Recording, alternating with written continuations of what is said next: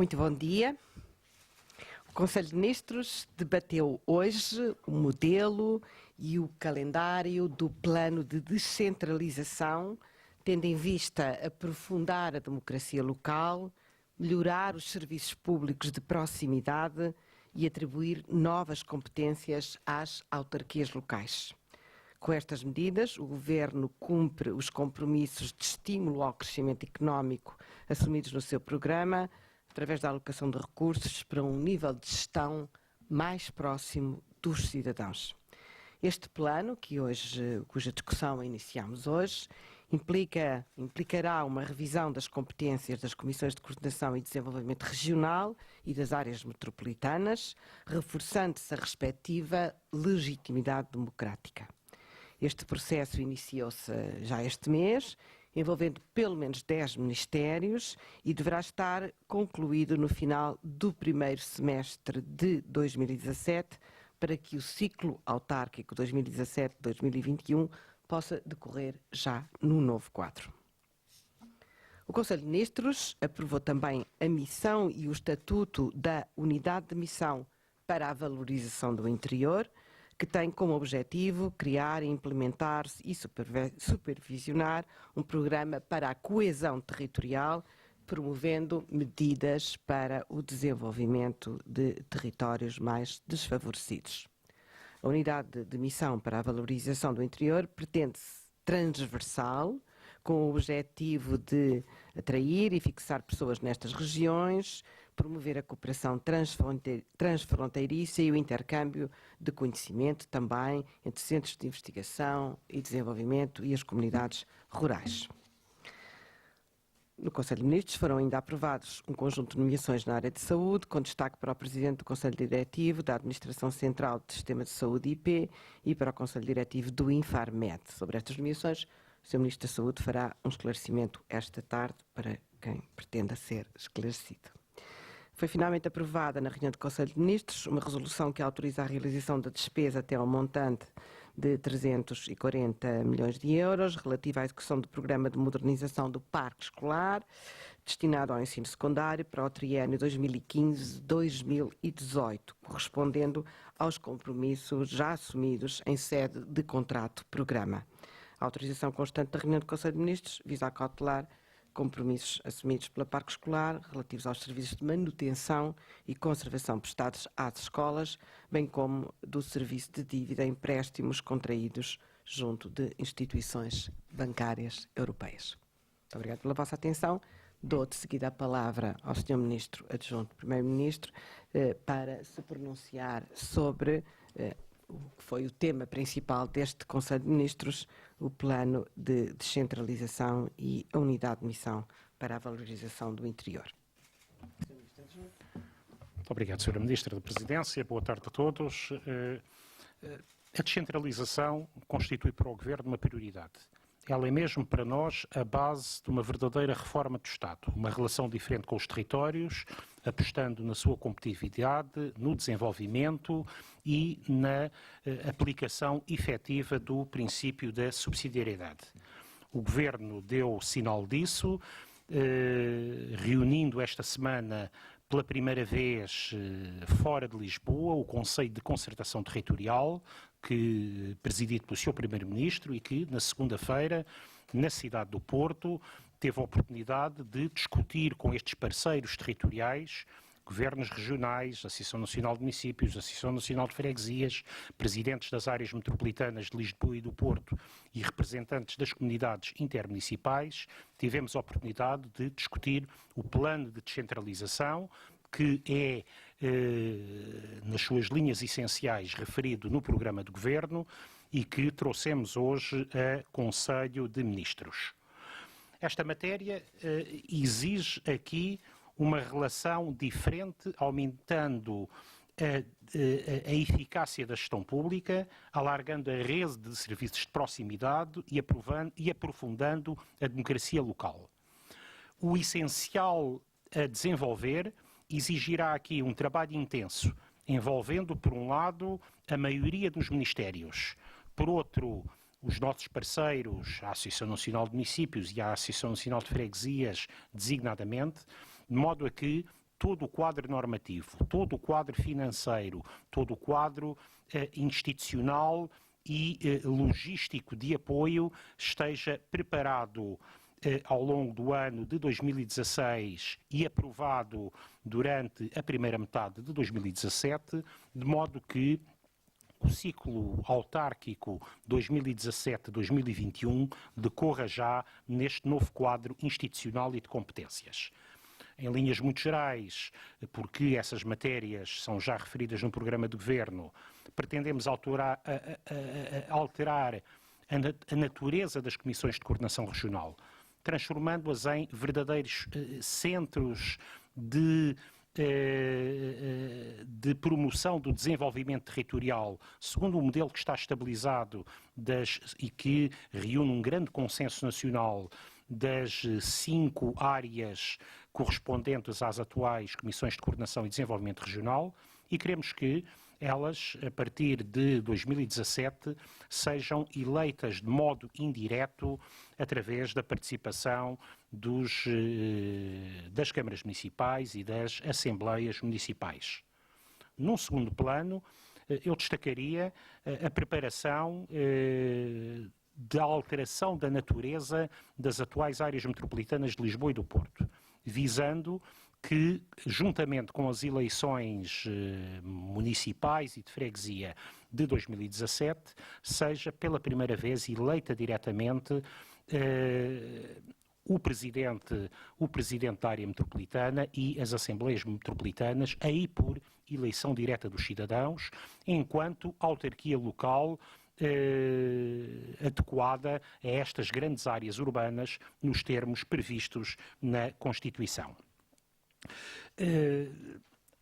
Num terceiro plano, porque os municípios são o elemento essencial da estrutura do nosso poder de base territorial, iremos desenvolver um processo intenso de descentralização de competências para o nível municipal, em várias áreas identificadas no programa de governo, na educação, no pleno respeito pela autonomia pedagógica e pela autonomia de gestão das escolas, na saúde, na ação social, em articulação com as redes locais de ação social, na área da proteção civil e da segurança pública, na cultura, na área dos transportes, nas áreas portuárias e marítimas, na área da habitação, o que envolverá, como foi afirmado na declaração inicial pela Sra. Ministra da Presidência e da Modernização Administrativa, que até ao final deste mês serão constituídas equipas bilaterais envolvendo estruturas dependentes do Ministro Adjunto e estruturas dos vários ministérios envolvidos. 10 ministérios estão desde já identificados que participarão ativamente neste processo e que serão coordenadas a nível político em cada ministério por um secretário de Estado. Essas equipas caberá identificar e preparar todo o conjunto de alterações estruturais, administrativas, legislativas e de preparação de um quadro financeiro que permita, como lhes disse, preparar até ao longo de 2016 todo o processo de diálogo com os representantes das autarquias, até ao final do primeiro trimestre de 2017 a aprovação de todas as iniciativas legislativas e a concretização durante o ano de 2017 das alterações orgânicas, de modo a que este novo quadro de exercício descentralizado numa lógica de subsidiariedade possa ser plenamente refletido no Orçamento de Estado para 2018. No outro plano, destacaria também o debate que foi travado em torno da criação prevista quer no programa de governo, quer na lei orgânica do governo, que ela faz referência expressa, de uma unidade de missão para a valorização do interior. Aqui não estamos a falar estritamente de descentralização, ainda que os municípios naturalmente são parceiros importantes, estamos a falar de uma dimensão diferente. O próprio conceito de interior é para nós um conceito que queremos ver ultrapassado. As regiões normalmente assim consideradas caracterizam-se por estar perto daquilo que são zonas dinâmicas de um grande mercado vizinho, o mercado espanhol, que é hoje um cliente no nosso relacionamento económico externo particularmente relevante.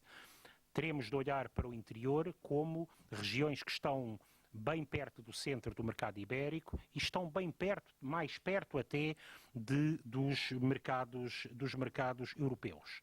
E assim, envolvendo os parceiros sociais, temos uma estrutura que trabalhará ao longo dos próximos 6 meses na preparação de um plano de desenvolvimento e coesão territorial do interior do país, que será refletido nas grandes opções do plano e no Orçamento de Estado para 2017 e que, com a participação dos parceiros sociais, quer dos representantes das associações empresariais, quer das associações sindicais, com a participação das estruturas autárquicas e com o envolvimento de todas as áreas de governo, apostará no interior como espaço de competitividade, de cooperação transfronteiriça, de promoção do conhecimento, apostando aqui naquilo que sejam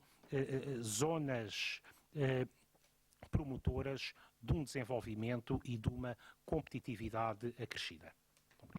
Obrigada, Sr. Ministro. Estamos agora à disposição das senhoras e dos senhores jornalistas para responder às questões que nos queiram colocar.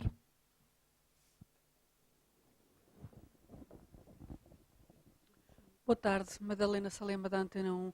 Eu gostava de saber qual é o ponto de situação em relação ao Orçamento de Estado. Estava previsto a entrada até ao final do mês de janeiro. Gostava de saber se esse prazo se mantém ou se passará para mais tarde. Obrigado.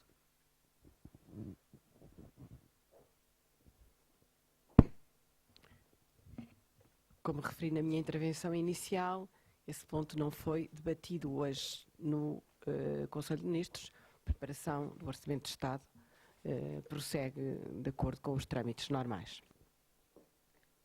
Senhora Ministra, permita-me, no entanto, a insistência, e uma vez que no Conselho de Ministros do dia 10 de dezembro foram aprovados não só os procedimentos, mas também o calendário de discussão e elaboração do Orçamento do Estado, é natural que haja alguma estranheza com o facto de, passado um mês, ainda não termos um calendário para essa apresentação.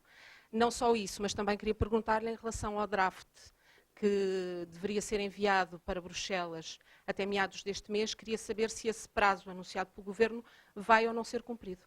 E a outra questão também em relação à elaboração da proposta de lei.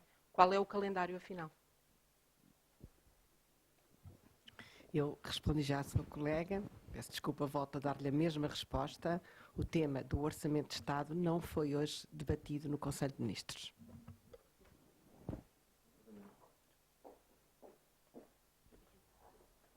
João Matos, Correio da Manhã, queria perguntar sobre a descentralização. Se a descentralização de competências implicará o despedimento ou requalificação de funcionários na administração central e de que forma é que vai ser feito?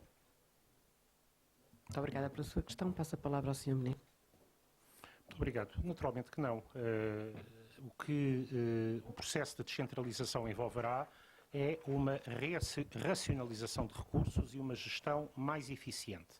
Nós teremos hoje estruturas locais do Estado que passarão a ser geridas consoante os casos, ou pelas áreas metropolitanas, ou pelos municípios em conjunto, através das suas comunidades intermunicipais, e teremos quer recursos humanos, quer recursos financeiros, que hoje estão afetos às estruturas centrais dos ministérios e que serão transferidas para a administração local. Não tem absolutamente nada a ver com os fenómenos que referiu, tem a ver, pelo contrário, com proximidade e uma melhor qualidade de serviço público. Obrigada. Patrícia Cracel, da RTP. Senhora Ministra ou Senhor Ministro, já que a Ministra Adjunto do Primeiro-Ministro poderá querer também dar uma palavra, e desculpa a insistência, o Orçamento de Estado. Se não foi tema principal da discussão, é um tema principal, pelo menos, que preocupa os portugueses, dadas as mensagens que vêm de Bruxelas. O Ministro das Finanças está hoje em Bruxelas, perante o Eurogrupo. Vai ser, de certeza, questionado sobre o que está a ser feito em Portugal para a apresentação e para cumprir o calendário proposto pelo próprio Governo. O que pode o Governo dizer, que preparação, em que ponto estamos? E já agora, ontem o Ministro das Finanças reuniu-se com os sindicatos da função pública sobre as 35 horas. O impacto que está o Governo sujeito ou que pode impor no orçamento para poder cumprir esta volta às 35 horas. Obrigada. Obrigada pela sua questão. Eu percebo que os jornalistas tenham as suas agendas e as suas preocupações. Compreenderão que o país, com certeza, poderão naturalmente sempre interrogar qualquer ministro e seu ministro das Finanças que está em Bruxelas. Nós estamos aqui para vos dar conta daquilo que foi discutido, daquilo que foi a agenda, foi discutido ou foi decidido na reunião do Conselho de Ministros. E como já tive a oportunidade de responder às suas colegas, esse tema não foi discutido no Conselho de Ministros de hoje. Muito obrigada. Wanda Proença da Lusa, em relação à descentralização, gostava de saber se já há um cálculo de haverá mais recursos para as autarquias financeiros, se tem uma ideia do que é que isto significa. Portanto, percebi que há alguma transferência de recursos. É uma de cada vez. Nós temos aqui um novo quadro de organização de Estado, o que significa que há recursos que entendemos que serão melhor geridos a nível local. E, portanto, há aqui uma parceria estreita entre aquilo que é a afetação de novas competências e a afetação dos recursos humanos e financeiros necessários ao seu desenvolvimento. Isto significa que, se quisermos olhar num horizonte de médio prazo, da plena concretização deste plano de descentralização, significa que aquilo que é a despesa gerida pela Administração Central do Estado tenderá a diminuir na proporção no quadro global da despesa pública e iremos aproximar-nos gradualmente daquilo que é a média europeia. Nós somos um dos países da União Europeia mais centralizados, em que menor parcela da despesa pública é realizada a nível local, fruto também da centralização de parcelas significativas de competências nas áreas que referi. Uma maior descentralização fará com que nos aproximemos daquilo que é a média europeia. Nós temos menos de 20% de despesa pública realizada a nível local e regional. A média europeia está acima dos 30%. Um objetivo assumido do nosso governo é aproximar-nos desses padrões de boa governação, de governação de proximidade. Mais competências implica mais recursos, não significa necessariamente mais despesa pública, num sentido global. Significa maior eficiência na utilização dos recursos públicos. Boa tarde, Sr. Ministro. Ana Petronilho, do Diário Económico. Está em curso um processo de descentralização já desenhado pelo anterior Governo, com um projeto piloto já atribuído para algumas câmaras. Pelo que eu agora estou a perceber, existe a possibilidade de incluir câmaras das grandes áreas metropolitanas como Lisboa ou Porto. Há essa possibilidade e, sim, quando é que avançaria a descentralização de competências nestas duas grandes câmaras? Obrigado, Sr. Ministro. Bom, o que está em curso não é um processo de descentralização, é um processo atípico em que em 15 municípios foram contratualizadas a existência e o exercício de competências na área da educação. Isso não é descentralização. Isso tem a ver com uma visão centralista e com uma visão discriminatória da relação com os municípios.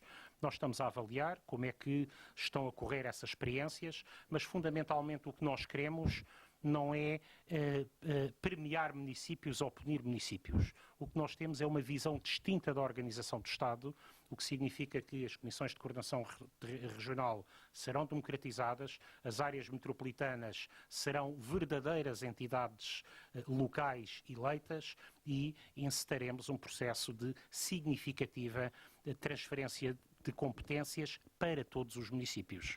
Para Lisboa e Porto, mas também para Barrancos ou Freixo de Espada à Cinta.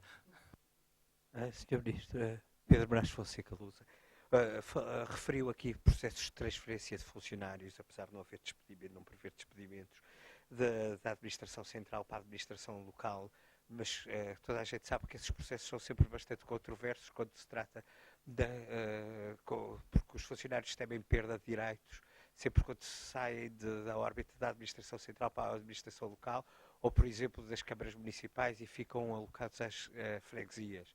Portanto, como é que esses processos vão ser feitos e com que garantias é que há de preservação desses direitos laborais que eles têm?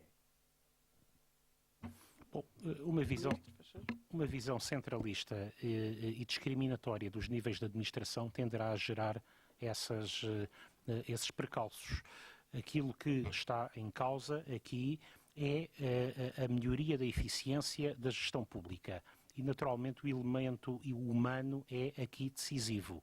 Não há aqui nenhuma estratégia de degradação dos direitos dos trabalhadores da administração pública. Há sim uma lógica de gestão de proximidade, de entender que a nível local, mais próximo dos cidadãos, é possível responder com melhor utilização de recursos humanos, financeiros, de equipamentos, utilizando assim melhor os recursos públicos.